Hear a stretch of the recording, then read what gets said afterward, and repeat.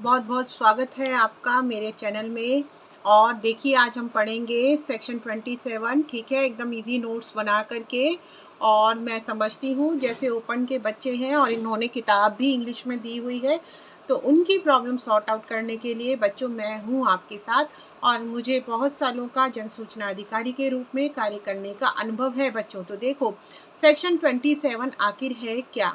Section 27 आखिर है क्या, देखो सेक्शन 27 के तहत एप्रोप्रिएट गवर्नमेंट, सेक्शन 27 के तहत एप्रोप्रिएट गवर्नमेंट, और वो केंद्र हो या राज्य सरकार हो, जैसा भी केस हो, को यह अधिकार दिया गया है कि वह आरटीआई एक्ट को लागू करने के लिए रूल्स बना सके बच्चों। और ये क्या करती है बच्चों, ऑफिशियल गैजेट में इन रूल्स को छापती है। अच्छा, और ये जो एप्रोप्रिएट गवर्नमेंट है ये क्या है, या तो सेंट्रल गवर्नमेंट होगी अगर जो केस है वो सेंट्रल से रिलेटेड है, केंद्र से संबंधित है, स्टेट गवर्नमेंट यदि विषय राज्य से संबंधित है। आगे देखिए सेक्शन 27 बच्चों, तो आरटीआई एक्ट को सही तरीके से लागू करना, ठीक है, इसमें आता है। दूसरा, सूचना देने की प्रक्रिया को स्पष्ट करना। तीसरा, फीस, अपील और अन्य व्यवस्थाओं को तय करना बच्चों, ठीक है। अच्छा देखिए, और रूल्स किस किस चीज़ पर बनते हैं। एक तो कॉस्ट बच्चों, यानी कि सूचना देने की कीमत, प्रिंट या कॉपी का खर्च, फिर एप्लीकेशन फीस, ठीक है। अच्छा देखो, जो सेक्शन 6(1) है यहाँ से भी एमसीक्यू बनता है बच्चों। इसके तहत आपसे क्या मांगी जाती है बच्चों एप्लीकेशन फीस। क्या मांगी जाती है? आवेदन फीस। अब आगे देखिए कि ये जो इंफॉर्मेशन फीस है बच्चों, इस सेक्शन 7(1) और 7(5) के तहत ली जाती है आपसे, ठीक है। और देखिए जो सेक्शन 13 और 16 के अनुसार सूचना आयोग के कर्मचारियों का वेतन और शर्तें हैं बच्चों। और जो सेक्शन ये आपका 1910 है, इसके तहत सेंट्रल और इंफॉर्मेशन और स्टेट इंफॉर्मेशन कमीशन जो है वो किस तरीके से आपकी अपील सुनेगा। और बच्चों कोई भी अन्य ज़रूरी नियम जो आरटीआई को लागू करने के लिए ज़रूरी हो, तो क्या क्या डिसाइड करेगा, किस किस चीज़ के ऊपर रूल बनाएगा बच्चों। एक तो एप्रोप्रिएट गवर्नमेंट बनाएगा कॉस्ट के ऊपर, दूसरा फीस के ऊपर, ठीक है बच्चों, तीसरा सैलरी के ऊपर, और चौथा है बच्चों अपील और अदर सब्जेक्ट्स के ऊपर।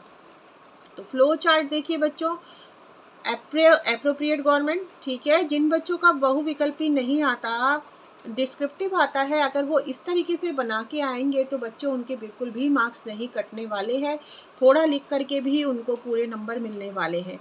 देखो एप्रोप्रिएट गवर्नमेंट फिर वो क्या करेगी, जो रूल्स बनाएगी उनको कहाँ छापेगी, वो छापेगी ऑफिशियल गैजेट नोटिफिकेशन में, ठीक है, ऑफिशियल गैजेट में नोटिफिकेशन निकाल करके।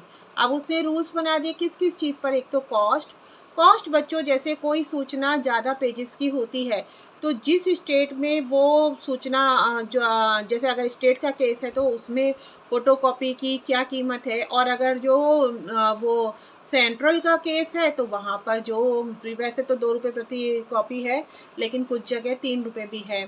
तो अगर कोई डिस्क में या फ्लॉपी में मांगता है तो उसका अलग है बच्चों। कोई निरीक्षण करने आता है तो पहला 1 घंटा उसको मुफ्त होता है, उसके बाद में उससे पैसे लिए जाते हैं बच्चों, ठीक है।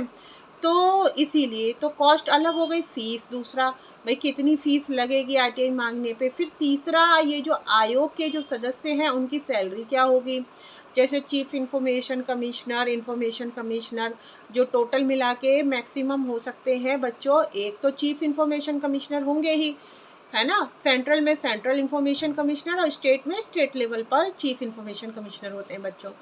बाकी उनकी सहायता के लिए मैक्सिमम 10 तक अन्य इंफॉर्मेशन कमिश्नर्स होते हैं बच्चों, ठीक है।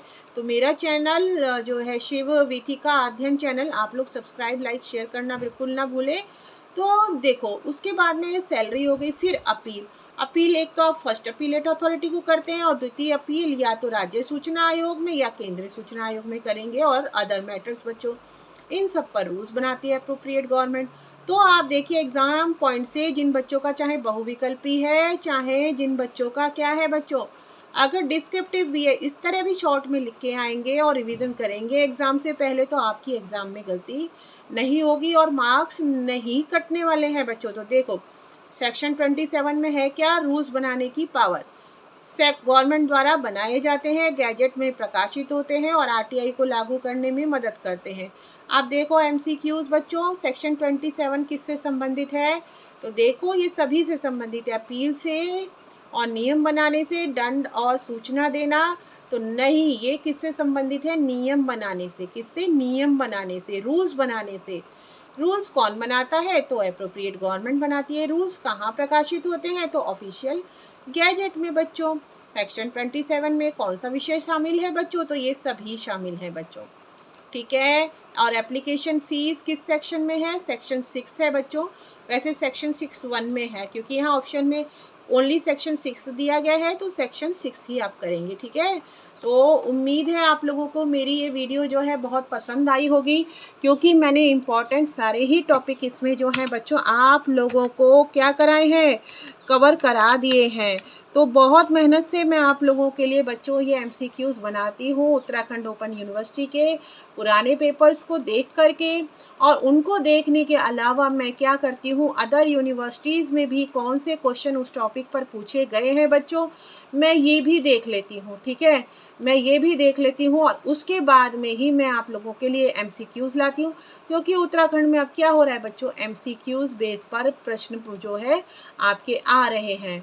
तो इसीलिए, और जो अदर यूनिवर्सिटीज़ हैं उनमें क्या हो रहा है बच्चों, उनमें हो रहा है ये कि ये डिस्क्रिप्टिव भी आ रहे हैं। तो दोनों का ख्याल रखते हुए कि कैसे हाईलाइट करके लिखना है, कैसे उनके दिमाग में भी जो डिस्क्रिप्टिव वाले हैं फैक्ट्स भी बैठ जाए, इसलिए मैं ये ऑब्जेक्टिव क्वेश्चन और इस तरीके से ये पूरी समरी, मान लो ये आपने बना दी तो एग्जामिनर अगर आप कम भी बनाएंगे समझ जाएगा आपको आता है और मार्क्स नहीं काटेगा। तीसरा देखो ये कितना सुंदर फ्लो चार्ट है बच्चों, अगर ये आपने बना दिया है एप्रोप्रिएट गवर्नमेंट, पूरा चैप्टर समझ में आ जाएगा सेक्शन 27 का। फिर ऑफिशियल गैजेट में नोटिफिकेशन, फिर रूल बनाता है, किस किस चीज़ के लिए बनाता है भाई, कॉस्ट के लिए, फीस के लिए, सैलरी के लिए, अपील के लिए, अदर मैटर्स के लिए। देखिए आप कितना, और ये देखिए कितना अच्छे से बताया हुआ है, कोई भी अन्य ज़रूरी नियम जो RTI के लिए ज़रूरी हो, ठीक है, जैसे cost, fees, salary, appeal, other, कितना अच्छे से बताया। अब देखो सेक्शन 19(10) के तहत, क्योंकि धाराओं पे जब क्वेश्चन आते हैं बच्चों तो ये बहुत ही इंपॉर्टेंट हो जाएगा बच्चों। और अगर आप डिस्क्रिप्टिव भी लिखते हैं, ऐसे धाराएं लिख के आएंगे तभी आपको अच्छे मार्क्स मिलेंगे। तो इसमें क्या है सेक्शन 19(10) के तहत कि CIC या SIC अपील कैसे सुनेगा बच्चों। अब देखो, अब सेक्शन 13 और 16 में क्या है, सेक्शन 13 और 16 में क्या है, तो सूचना आयोग के कर्मचारियों का वेतन और शर्तें हैं बच्चों, ठीक है। और इन्फॉर्मेशन फीस, देखो इन्फॉर्मेशन अलग अलग तरीके से दी जा सकती है, किसी को बाई पोस्ट दे सकते हैं, किसी में बहुत ज़्यादा पेजेस लगते हैं, कोई फ्लॉपी में, कोई डिस्क में, कोई इंस्पेक्शन करने आते हैं तो उसमें 1 घंटा तो फ्री होता है, बाकी अदर फीस है। तो ये कौन से सेक्शन में है इन्फॉर्मेशन फीस, सेक्शन 7(1) और 7(5) में है। देखिए कितने को मैंने आपको कवर करवा दिए बच्चों, और वो भी कितनी आसान भाषा में। एप्लीकेशन फीस सेक्शन 6(1) हो गया आपका, देखिए है ना।